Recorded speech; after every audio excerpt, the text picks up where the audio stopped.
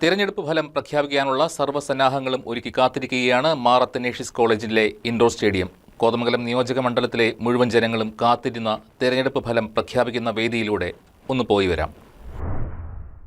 കോതമംഗലം മാർ അത്തനേഷ്യസ് കോളേജിന്റെ ഇൻഡോർ സ്റ്റേഡിയത്തിൽ നിന്നും ഏതാനും മണിക്കൂറുകൾക്ക് ശേഷം പുറത്തേക്ക് വരുന്ന വാർത്തകൾക്ക് ഒരു നിയോജക മണ്ഡലത്തിലെ മുഴുവൻ ജനങ്ങളുടെയും പ്രതീക്ഷകളുടെ മൂല്യമാണ് ഉണ്ടാവുക.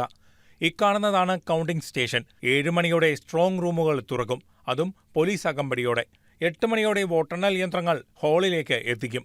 8:15ഓടെയാണ് പോസ്റ്റൽ വോട്ടുകൾ എണ്ണാൻ ആരംഭിക്കുക. 8:30ഓടെ ആദ്യത്തെ ഫലവിവരം വരണാധികാരിക്ക് ലഭിക്കും. 8:35ഓടെ ഫലവിവരം മീഡിയ സെന്ററിലേക്കും എത്തിക്കും. 9 മണിയോടെ EVMകളിൽ നിന്നും വോട്ടെണ്ണൽ ആരംഭിക്കും. 9:15ഓടെ ആദ്യത്തെ റൗണ്ട് ഫലവിവരം എത്തും.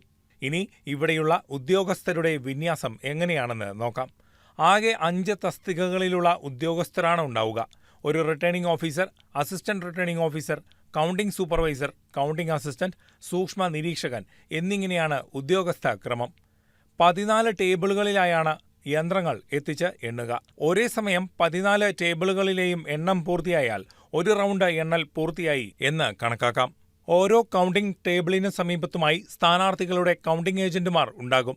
ഇവിടെ റിട്ടേണിംഗ് ഓഫീസർക്ക് മാത്രമേ മൊബൈൽ ഉപയോഗിക്കാൻ അനുവാദമുള്ളൂ. ഏകദേശം ഉച്ചയ്ക്ക് 12 മണിയോടെ ഫലപ്രഖ്യാപനം പൂർത്തിയാകുമെന്നാണ് അനുമാനിക്കുന്നത്.